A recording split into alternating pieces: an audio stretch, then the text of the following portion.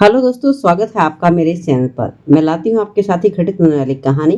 तो आज की कहानी भी कुछ ऐसी ही है, लेकिन उससे पहले रिक्वेस्ट है, प्लीज़ चैनल को सब्सक्राइब ज़रूर कर लें ताकि आपको इस तरह की कहानी मिलती रहे और आप इन कहानी से सीख लेकर अपने जीवन में कुछ बदलाव कर पाएँ। तो आइए फिर आज की इस कहानी को शुरू कर लेते हैं।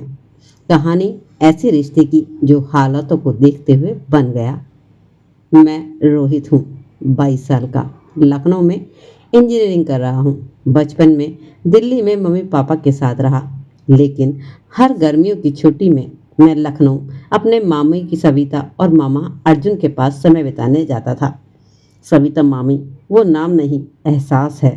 35 की उम्र, लेकिन दिल ऐसा कि 18 की लड़की भी शर्मा जाए। सौंदर्य, समझदारी और एक अजीब सी उदासी जो उनकी आंखों में बसी रहती थी। गर्मी की छुट्टियों में मैं फिर लखनऊ आया था। मामी ने दरवाज़ा खोला, वही हल्का गुलाबी सूट, भीगे बाल और हल्की मुस्कान। एक पल के लिए तो मैं नजरें झुकाना ही भूल गया था। कुछ तो था उस नज़ाकत में जिससे मैं नजरें नहीं हटा पाया। मुझे इस तरह टकटकी लगाए देखकर मामी ने कहा, अरे रोहित, कितना बड़ा हो गया है। अब तो पूरा लड़कियों का दिल तोड़ने लगा होगा। कॉलेज की लड़कियां मरती होंगी तुम पर। बड़ा स्मार्ट हो गया तू तो। मैं मुस्कुराकर रह गया, पर उस दिन से एक अजीब सा खिंचाव महसूस होने लगा।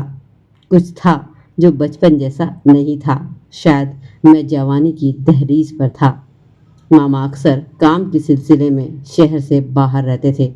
उनका आना जाना घर पर कम ही होता था।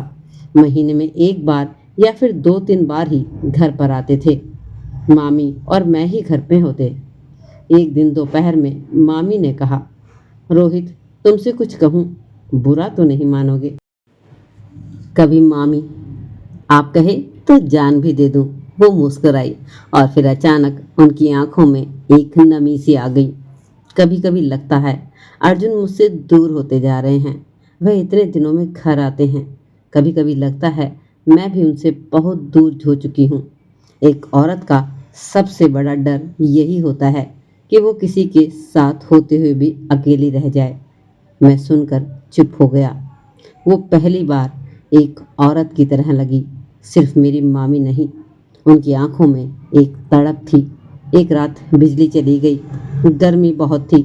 मामी आंगन में लेट गई, मैं भी पास ही था। वो चांद की तरफ देखकर बोली, पता है, मैंने कभी किसी को अपने मन की बात नहीं बताई, सिवाय तेरे, क्योंकि मुझे सुनने वाला यहाँ कोई है ही नहीं जिसे मैं अपने दिल की बात कहूँ। मैंने कहा, कभी डर मत कीजिए, मैं हूं ना। तभी उन्होंने मेरी तरफ देखा। वो नज़रें पहली बार बदली थी। उस एक पल में जैसे हम दोनों की सारी सीमाएं टूट गई। कोई कुछ कहे बिना बहुत कुछ कह गया। सुबह होते ही मामी सामान्य थी, पर मैं नहीं। मैं उलझा हुआ था। क्या जो हुआ वो सिर्फ मेरी कल्पना थी या मामी भी कुछ महसूस कर रही थी? अगले कुछ दिन हम दोनों एक दूसरे से नजरें चुराते रहे, लेकिन उस दिन जब मामी ने मेरी शर्ट ठीक करते हुए कहा, अगर तू मेरे पति के भांजे की जगह मेरा दोस्त होता तो शायद मैं तुमसे प्यार कर बैठती, उस वाक्य ने मेरी नींद हिला दी। मुझे तो मानो करंट सा लग गया था। एक दिन मामी बहुत परेशान थी, रो रही थी।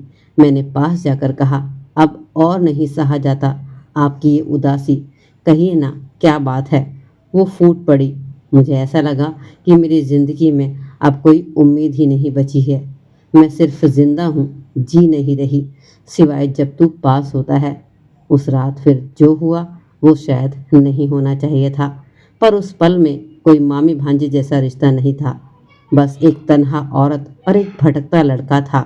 सुबह जब हम दोनों ने एक दूसरे को देखा तो खामोशी थी, पर अफसोस नहीं।